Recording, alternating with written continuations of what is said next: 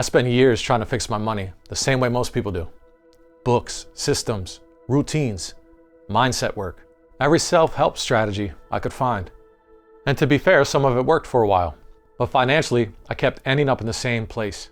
It felt like a cycle: progress, then pressure, relief, then stress, over and over.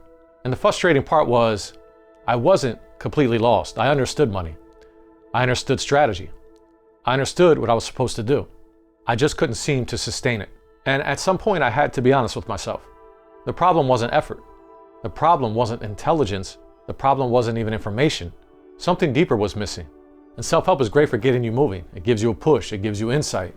It gives you motivation. And it can bring clarity and give you momentum. But at times, that motivation fades. And when it does, whatever you build on top of it starts slipping. Because nothing was stopping money from leaking once it showed up in my life. That's why people can make more money and still feel unstable. That's why money can come in fast and leave out just as fast. Why progress never feels permanent. Why it feels like you keep fixing the same problems over and over again, instead of actually moving past them. And at some point I realized I didn't need another tactic.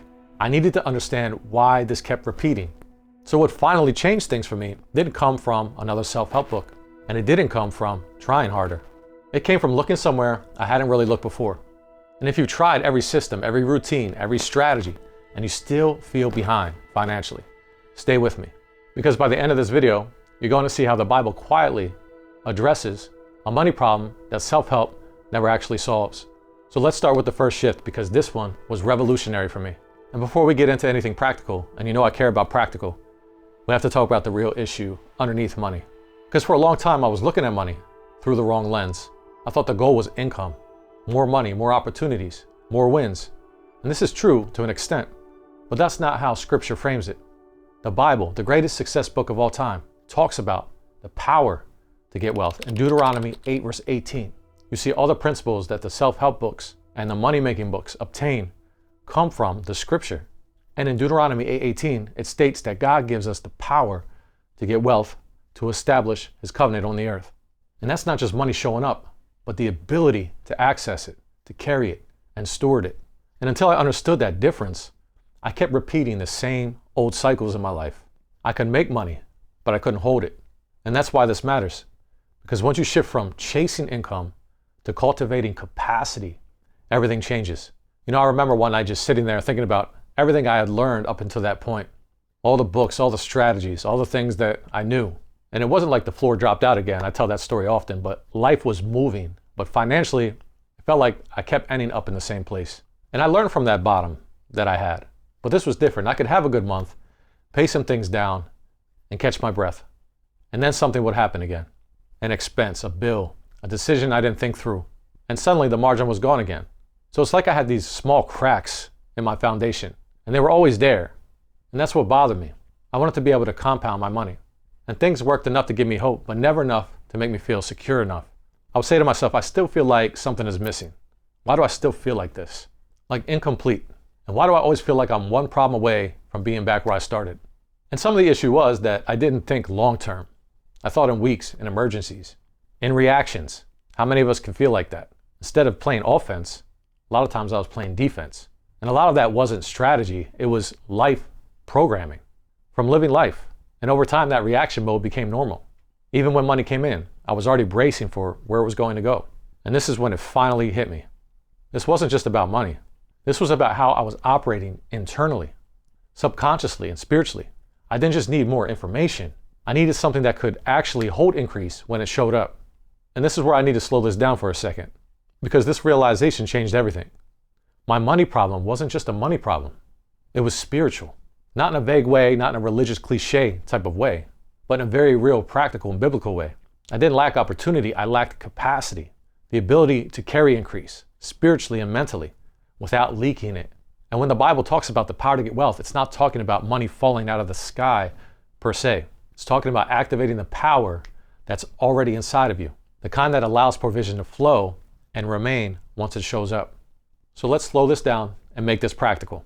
When the Bible talks about the power to get wealth, it's not talking about money magically appearing. It talks about something deeper, something that affects how money flows or doesn't.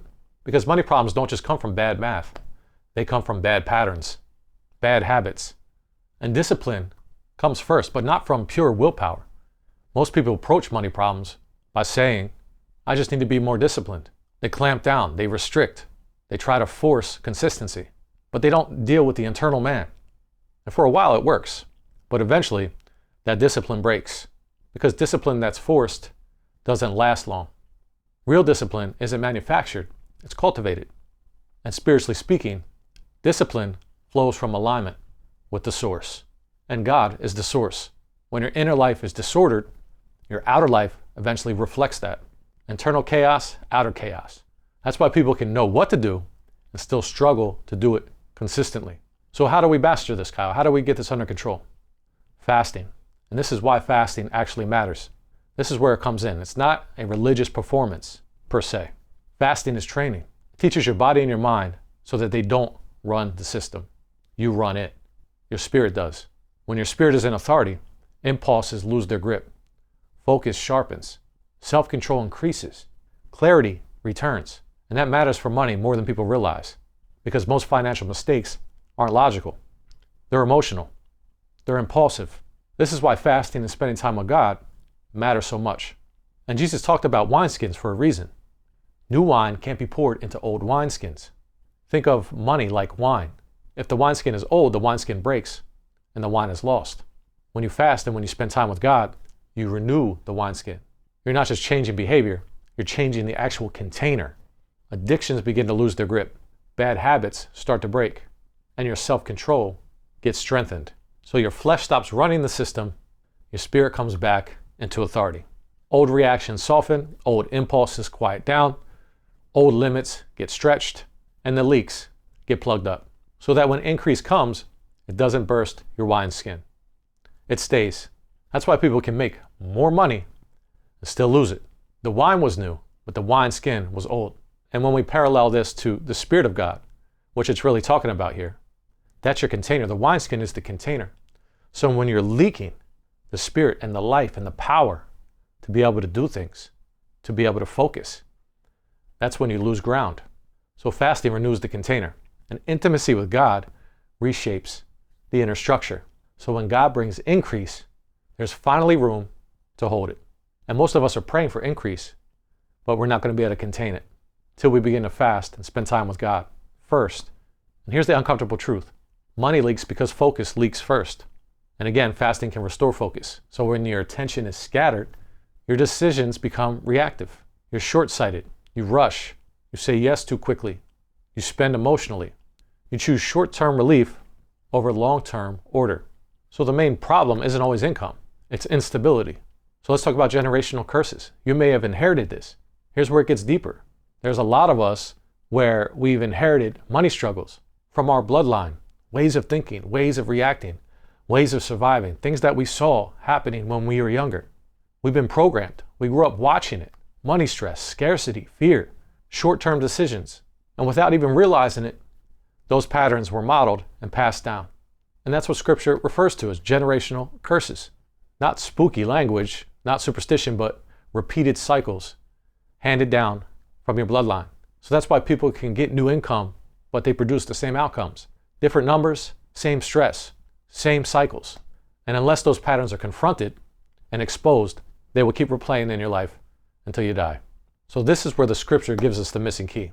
The Bible says, I pray that you prosper and be in health just as your soul prospers. That tells us something. Prosperity doesn't start in your bank account. It starts in your inner world. So the real question becomes, how does the soul prosper? And the answer is intimacy. When you abide in God, when you spend time with Him, when you read His Word, when you sit in His presence, when you love on Him, your soul gets filled. That love transaction. And God is not a source of lack. He is the source of abundance. His very being is abundance. His very being is fullness. So when your soul is full, you stop operating from emptiness. And people who operate from emptiness can move from impulse.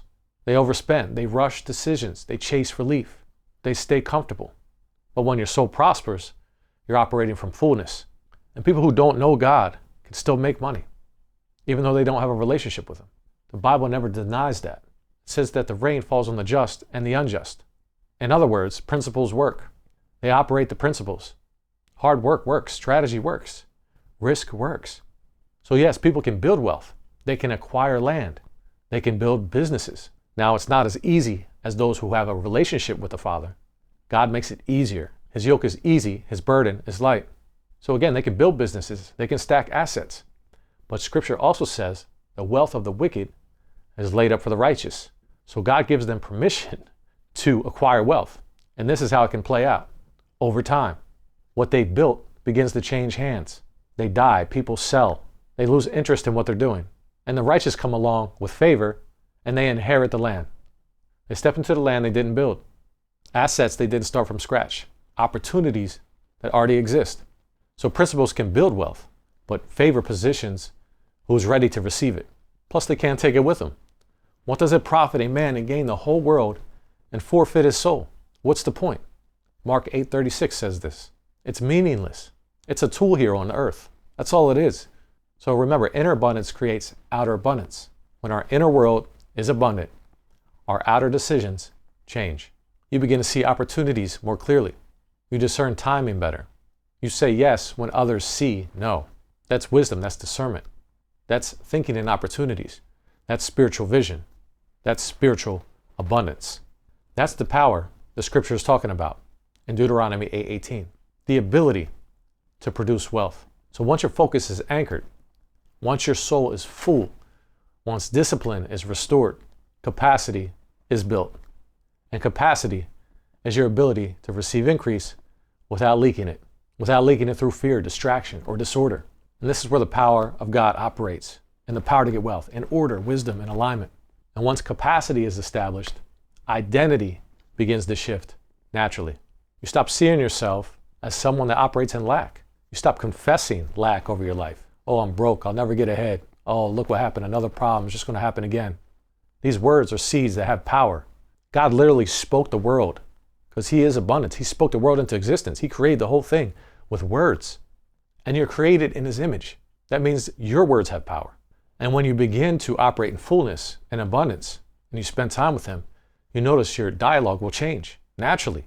Yes, you still have to pay attention to what you're speaking, but when you're empty and you're malnourished spiritually, you automatically complain. Why is that? Why do you think that is? Because you're closer to darkness. You're closer to the way the enemy operates. He always complains. He's always confessing lies. He's the father of lies, and he wants you to say it out of your mouth and be like him. So stop seeing yourself as someone trying to escape lack. Start seeing yourself as a joint businessman with the Father himself. That's how cycles break. Because now your inner world matches the outer abundance you're building. And if you followed my work for a while, you know this is the foundation I built everything else on. And that's it for this video. And if this video has changed your life in some way, don't forget to like, comment, and subscribe, and share it with somebody who might need it. And if you want to go deeper, this video is part of the foundation of the new book I just launched, The Power to Get Wealth. That's where I break this framework down in full, how to activate the power to get wealth, discipline, alignment, how to become the person who can build something that actually lasts. You can find it at thepowertogetwealthbook.com, down at the link below. And I want to congratulate everyone who has already picked up the book. You didn't buy just a book, you bought something that could change the trajectory of your entire life, if you apply it. And 2.0 is on the way. And I also have a hands-on accelerator for building a digital business. This is where I go in depth on how I built a whole salary online. This is for people who are ready to execute, build structure, and apply this in real time, working directly with me. I'll leave that link down in the description as well. Either way, the goal is the same, not just making money, but becoming someone who can hold it. And again, that's it for this video. Thanks for watching, be blessed, and I'll see you on the next one. I'll see you soon.